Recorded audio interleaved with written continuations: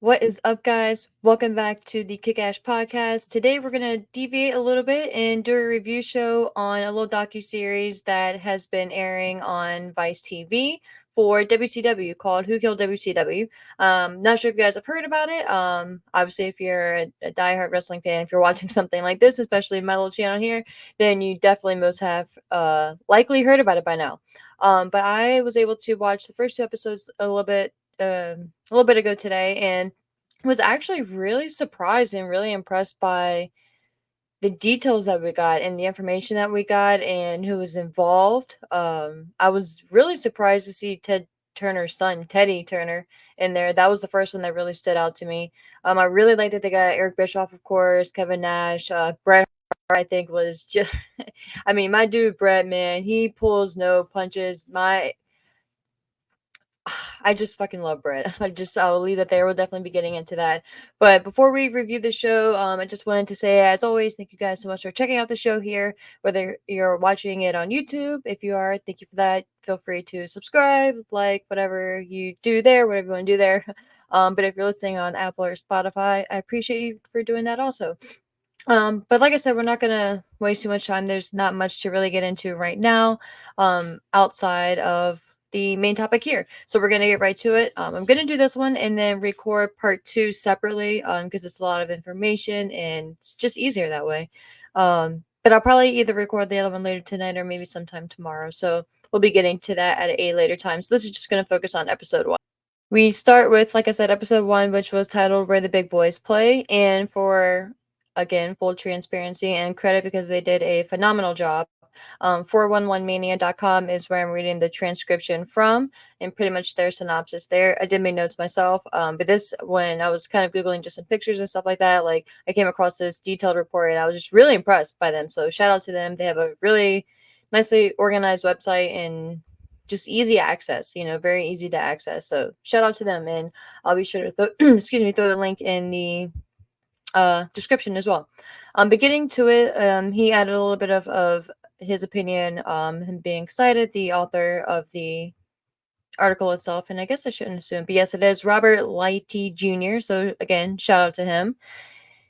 He stated that he was excited. The death of WCW has been covered countless times. And again, I don't know if you guys can see my shirt. It was actually by pure coincidence, but when I saw it, I was like, it kind of tickled me. Someone who I'm saddened who is not involved in the show, it looks like, is Tony Schiavone. And he did have a brief comment. Apparently I didn't hear it because I have fallen off and falling behind on a lot of podcasts, and just kind of changed what I've been listening to lately.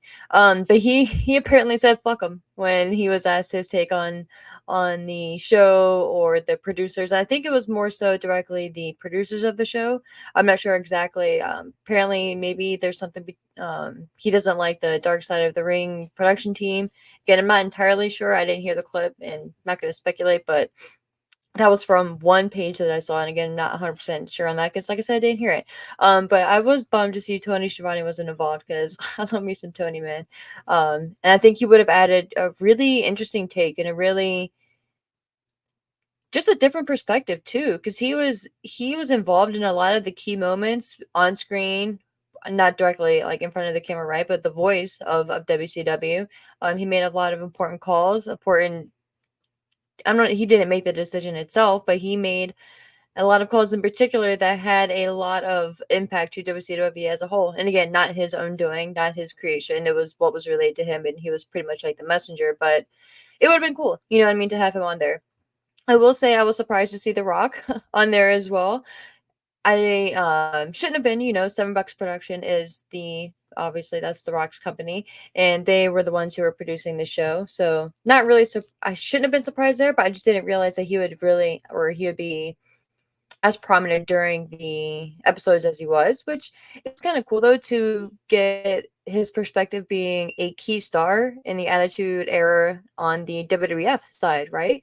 He kind of going he was the foil in the I don't, if you want to say 1A or 1B to Stone Cold, right? At the height and the peak of everything for the WWF side.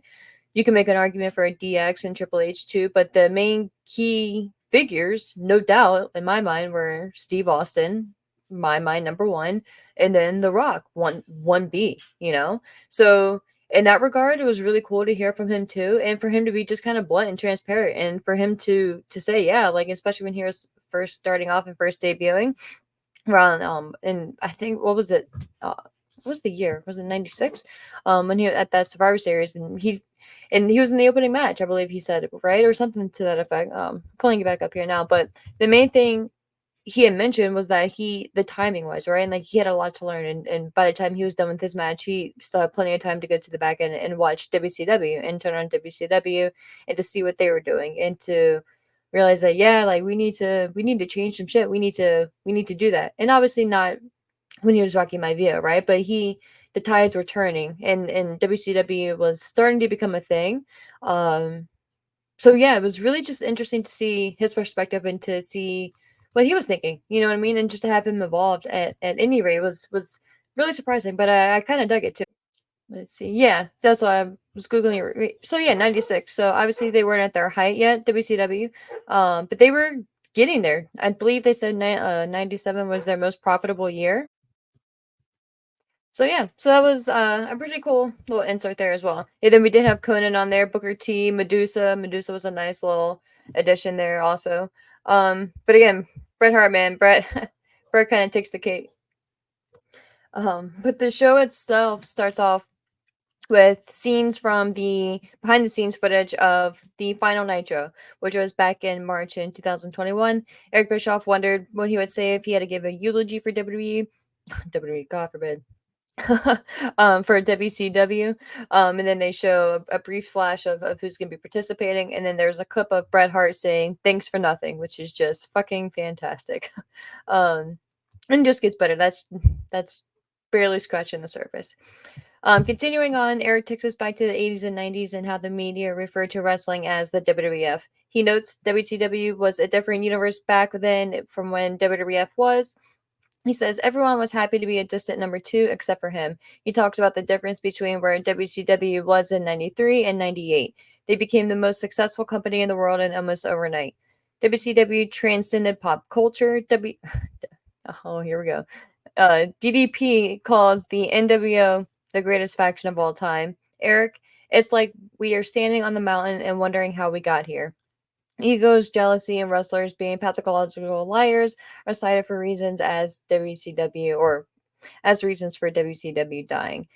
Eric says it was a death by 1,000 paper cuts, which is pretty fitting. I think that's a very fair description. The Rock says the question will always be who killed WCW.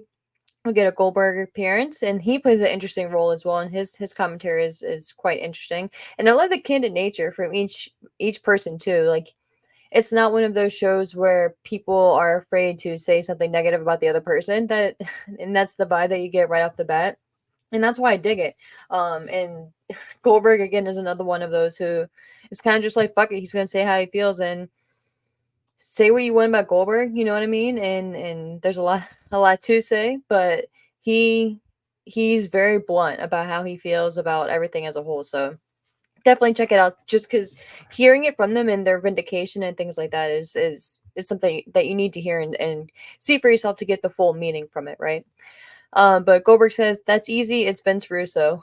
And then there's a clip from Vince Russo saying, "Ha, that's idiotic." Nash says the lack of organization and do an executive says the talent killed WCW.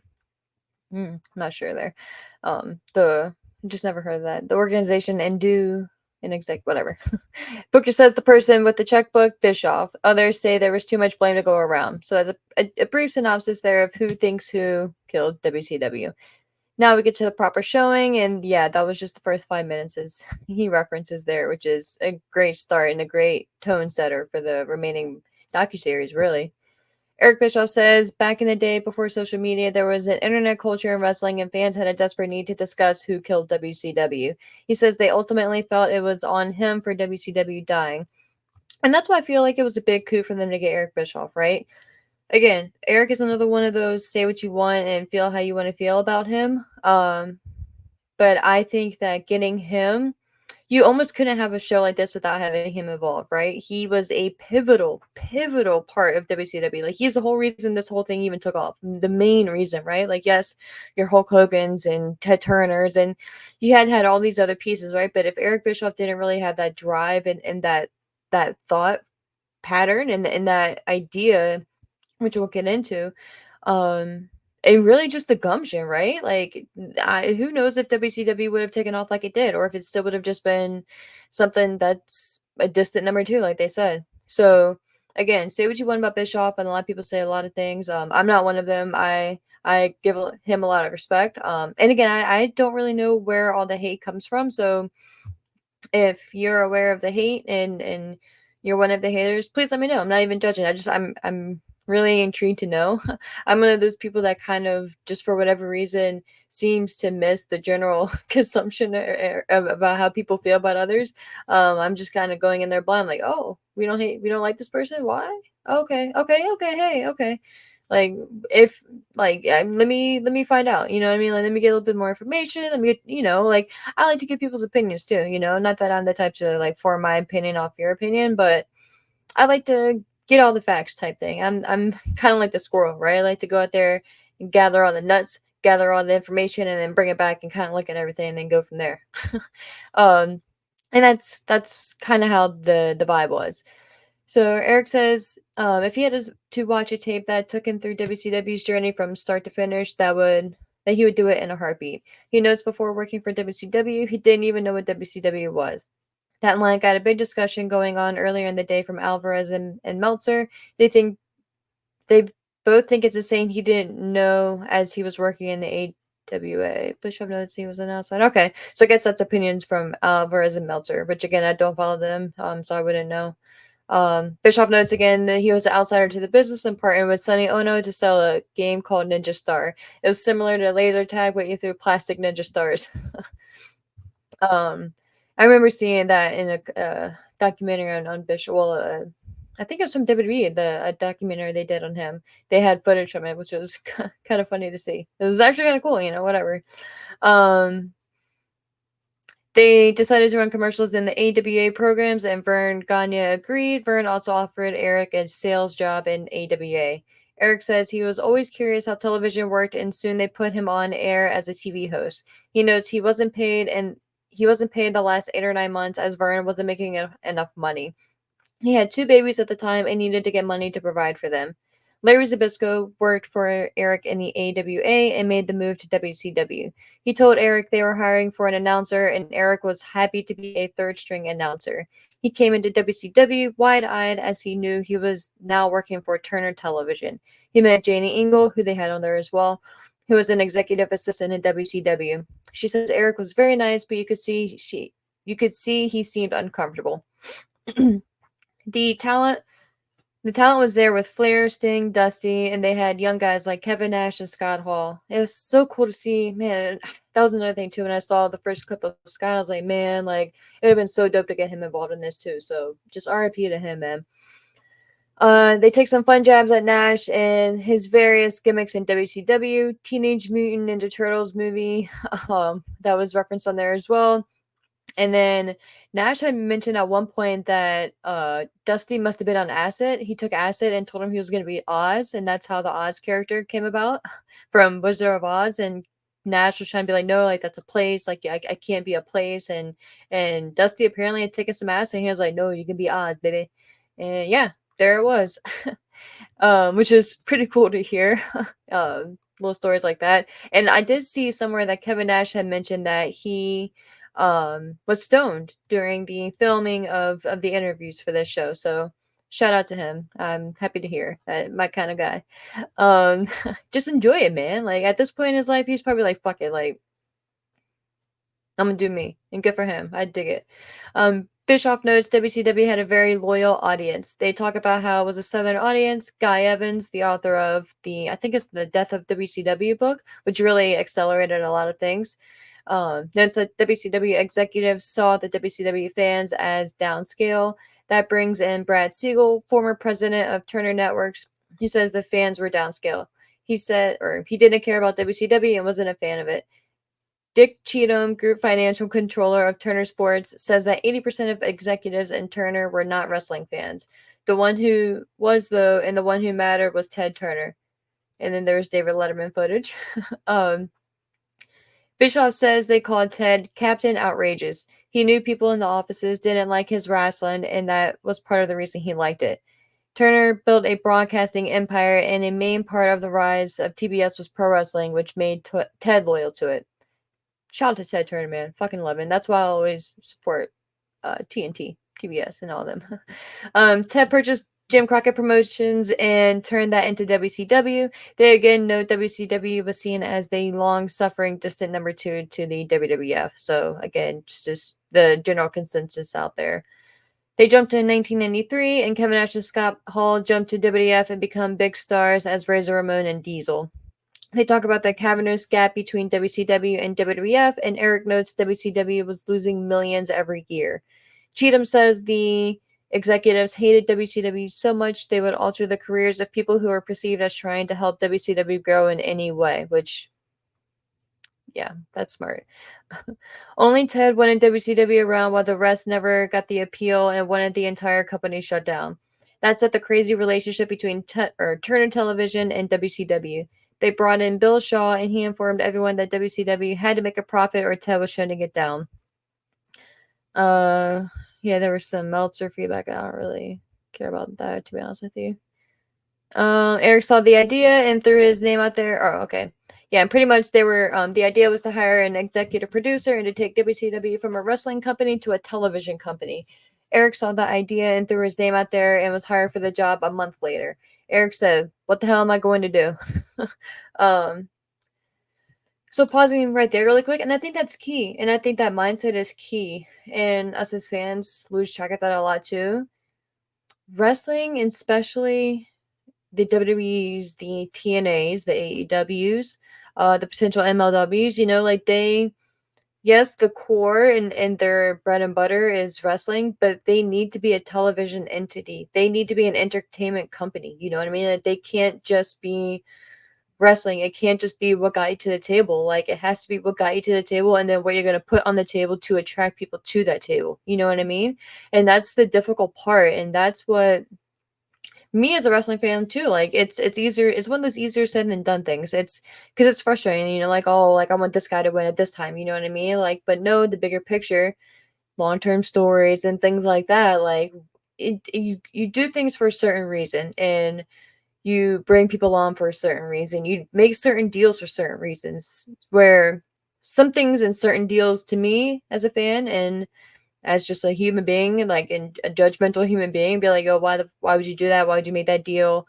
I'm thinking of a particular deal in mind, but I'm not gonna get specific with it right now. But it's like, why would you? The perception is not great, maybe sometimes, but long term, maybe you can mesh it out. And I think that's what they were doing, and I think that's what Eric wanted to do. He wanted to take just the small mom and pop, closed-minded niche, like this is wrestling, this is what we can do, this is our box, and bust it open and be like, yeah, like this is what we do, but we can be this, and then broaden it up and expand it and amplify it. So again, like that's why I have so much respect for him, you know what I mean? Like, and I really don't know why he gets so much hate, but like let me know. Like I really want to know, because if I'm missing something, like, hey, like I love some tea, man. Like let me know. Let me know if I'm missing something. Booker T says they came into WCW when it was a good old boy era, but Bischoff started to change that. Eric says his job was to change the look of the show. He had the idea to shoot the show at Disney's MGM studio where he could control the look and had a fresh audience coming in every few hours. Which again, pros and cons, but overall it was great and it was a good shakeup. 94, Eric was moved to vice president and nobody thought WCW can be competitive with WWF. Eric said, I needed people, I needed Hulk Hogan. And that author of this article said, that's right, you need Hulk Hogan. And also Kevin Sullivan was in this as well, which I was, again, very surprised to see, but it was a cool little addition. Like, and I think very key as well. He states, nobody would be here without Hulk Hogan. Guy goes over the awesome. Oh, and he says Guy. So Guy Evans goes over the awesomeness of the 80s Hulk Hogan. The Rock says Hogan was the one that broke pro wrestling worldwide. Broke pro wrestling wide open. I want to say worldwide. And as a fan or not, you knew the name Hulk Hogan. And then Kevin Nash says the great Ric Flair is the greatest wrestler of all time, but the guy who was on Sports Illustrated is the guy. Love some Nash. While they were shooting Disney or WCW at Disney, Hogan was shooting Thunder in Paradise, so that's how they were in proximity of each other, and him and Eric Bischoff, and that was kind of what facilitated that. Eric mentions at one point too that he reached out to Hulk Hogan to get or he reached out to Hulk Hogan. He reached out to Ric Flair to get Hulk Hogan's information, which is just funny, man. It's just funny how the world works. um, yeah. Hulk Hogan joined WCW in '94, and the benefit was immediate. Just being associated with Hulk Hogan had people returning the phone calls quicker, Eric said. His being Hogan, original deal included 4 pay-per-views a year, and he had full creative control, which is the possibly the straw that broke the camel's back, or the straw that very much dented it and didn't make the straw the same. We see Hogan winning the WCW World title from Flair at Bash at the Beach in '94. Bischoff notes that people could see that Ted was becoming serious about making WCW the top wrestling company. Teddy Turner, the son of Ted Turner, says his dad loved competition, and he loved that Vince was assuming wrestling as pretty much his territory, and kind of just taking over that market share, essentially. Then they move over into year 1995, and again, I love the chronological order with it. Eric says he had never had a one-on-one meeting with Ted. He went into a meeting that also included Harvey Schiller, his boss, Scott Sass, who was seen as the heir apparent to Turner. Ted asked Eric what it would take for WCW to become competitive with WWE. Eric shot back. He saw his life flash before his eyes with they're on prime time Monday, coast to coast, and we can't be competitive with that type of mind frame. Ted said Eric said that Ted looked at Scott and told Scott to give Eric 2 hours every Monday night on prime time to go head to head with WWE. And then the author here notes, small quibble, but Niger was only an hour long the first 7 months or so. So nice little addition there. I didn't even realize that. So nice shout out there. Eric walked out wondering how and what he was going to do to pretty much do this and accomplish this and say down. And he sat down. It says say down, but it's supposed to be sat down with a legal pad to write down ideas. Try to skip through so I don't take up too much of you guys' time here. But with this, and again, I really recommend going and watching this. Obviously, it's a story we've all heard, but I really like the flow in the chronological order, like I was mentioning of it, and I love the players involved, and I can't wait to see uh, how interesting the addition of like a Russo and things like that, and I just hear almost the indirect bickering because they're not in the same room, which I wish they was, or wish they was. Oh my gosh, what kind of grammar is that? I wish they were. Then they fast forward to Eric Bischoff talking about their first Nitro, right? And being in Mall of America. They had a block of action programming on TNT called Nitro, so Brad wanted to keep the synergy and said to call the new show Nitro. Eric was all for that, though he noted they couldn't give tickets away, and that's where he came up with the idea to do the show in the Mall of America. They got a brief rundown of the Mall of America and how it was a destination place. It is still the largest mall in the United States as well, which I really want to go check out one day. I think it'd be really cool. Eric's hope was he would have enough people walking by and stopping to see what was happening to make the show look well attended, and it looked great. They say it worked wonderfully, and he knew they needed something shocking. Enter Lex Luger, which at the time no one knew that Lex Luger's contract had already expired with WWF. So he pretty much went from being on a show with WWF one night to the next night being in WCW, which was fucking. And that time frame, which to be honest, I obviously didn't watch it live. I was too young at the time. Yeah, but just thinking back on it, like I can only imagine. It'd be like today's day and age, right? Like someone being on Monday Night Raw on Monday, right? Being on Raw tomorrow night, taking Tuesday off, and then Dynamite, you're live, they're showing up on Dynamite. Like what? It'd be something like that.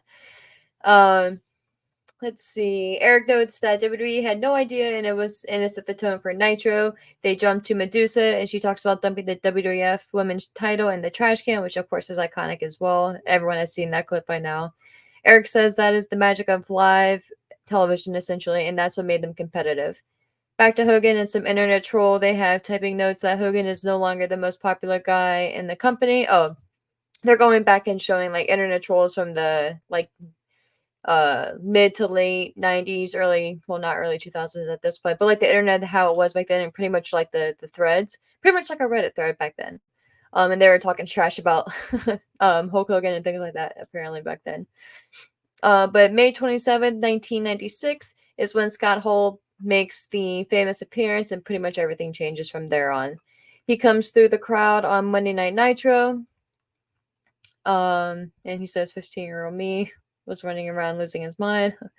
Kevin Nash pops up 2 weeks later, and the whole idea is that Razor Ramon and Diesel are invading.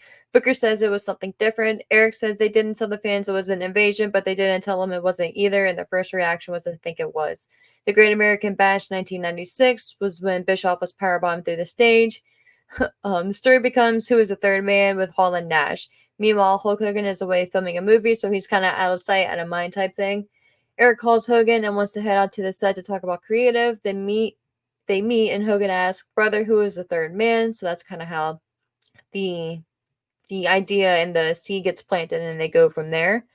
And then Bash at the Beach 1996. Eric didn't want Hogan to go to the arena until the last minute, so he stayed at Kevin Sullivan's house.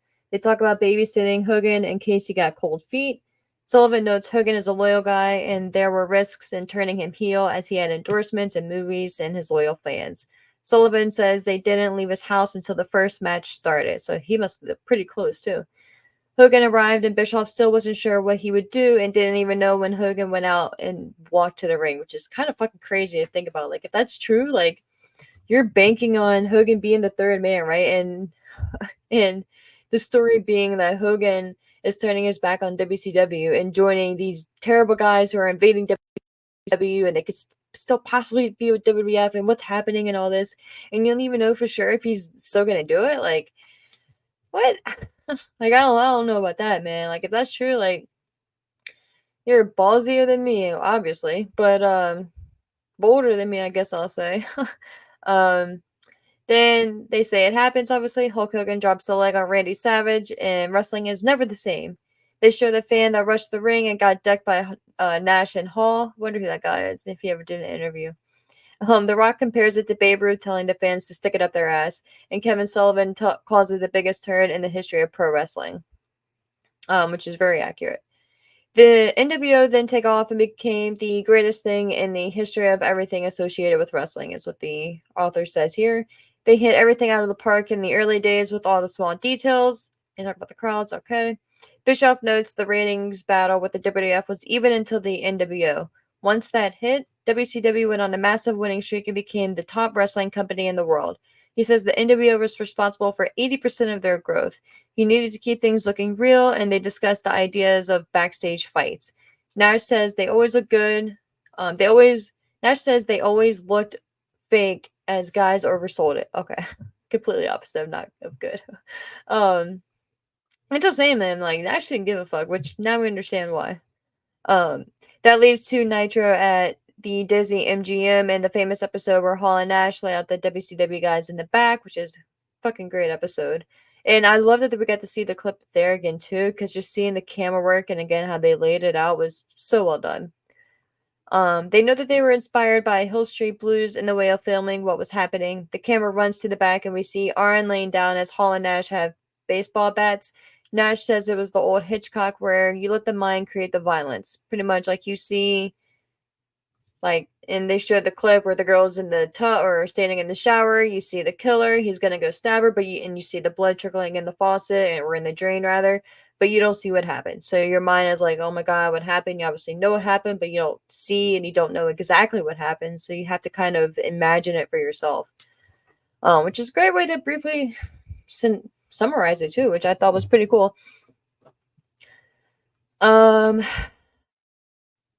Oh yes, and then it gets to the Rey Mysterio part. Rey Mysterio leaped onto Nash, but gets caught and lawn darted into the trailer. This is a chicken noodle soup for. He said this is chicken noodle soup for my wrestling soul. Nash then goes on to explain it. He says Ray wanted him to throw him through the glass window, which is fucking crazy, Ray. Nash was like, "No, dude, it's a window. You'll die."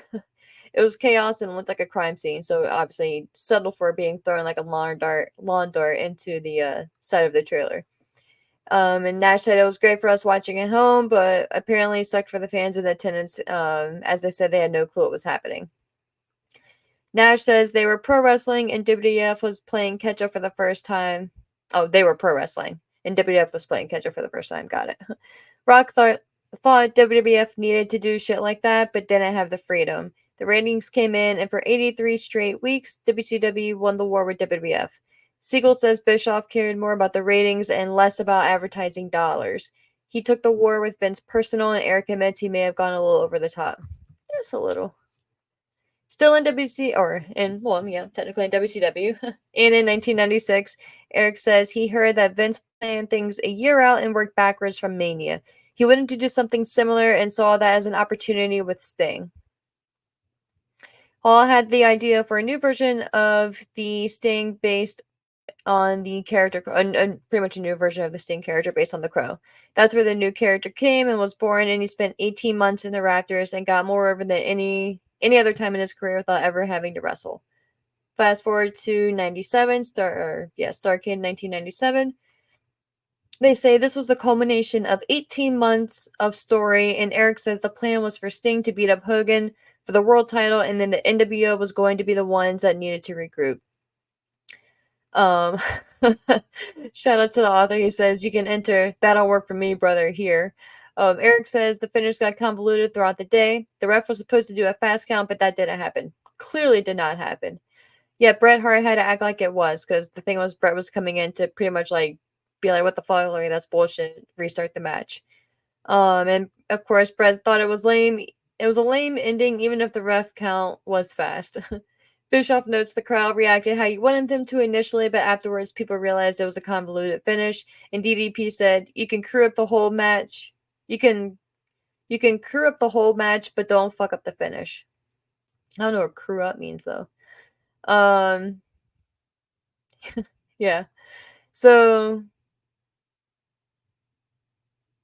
just kind of some thoughts there. And then they fast forward to next week's show, focusing on the downfall of the NWO and then the rise of Goldberg.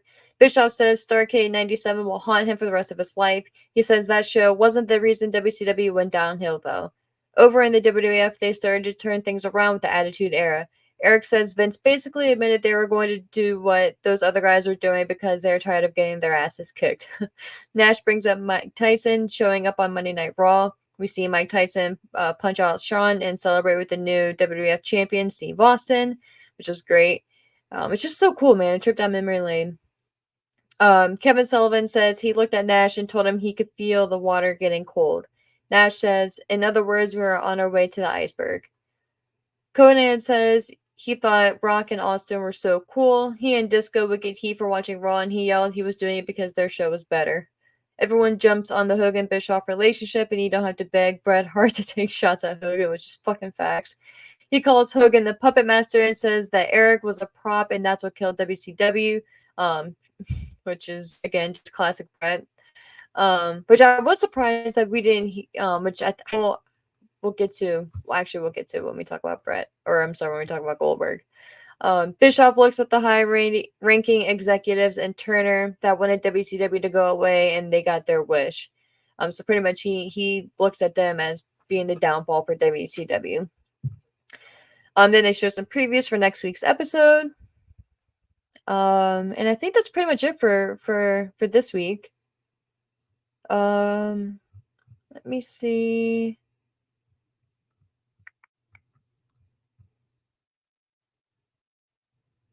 Yeah, and then the author of the article here is just getting his main thoughts there, and he mentions that he was surprised that, the one thing the show is missing is Hulk Hogan. Others are speaking for him, but having him there giving his thoughts in his own words would be huge. With that said, I was never expecting that to happen. Everyone would dissect what everyone on here had to say, and people would take sides. But yeah, I think it was a really good episode. It was, like I said, really well told in a really good chronological order. a lot of key and important people, a lot of executives from WCW that I didn't expect to get. And Elite, they have a very good cliffhanger, right? And they have a way of setting up and leaving you excited for next week, right? So the next episode was focusing on pretty much like the rise and fall of the NWO, and then the rise of Goldberg as well, and taking a look at his character and the streak and his origins and his impact on the business in WCW, and how he pretty much came almost like a 1B to them or to the NWO, right? And for the star and the focal point of the company. But with that being said, guys, thank you so much for checking out part one. And of course, I believe they said it was a 4-part series, a 4-part docu series here for Who Killed WCW. Part one, episode one, was Where the Big Boys Play, which I think was a very fitting title. But if you have any comments or any feedback or anything like that, feel free to let me know in the comment section here or on Twitter at kickashpodcast _ or my personal page at ashmans, ASHMANNS. But until next time, guys, be safe and have a great night and enjoy some wrestling.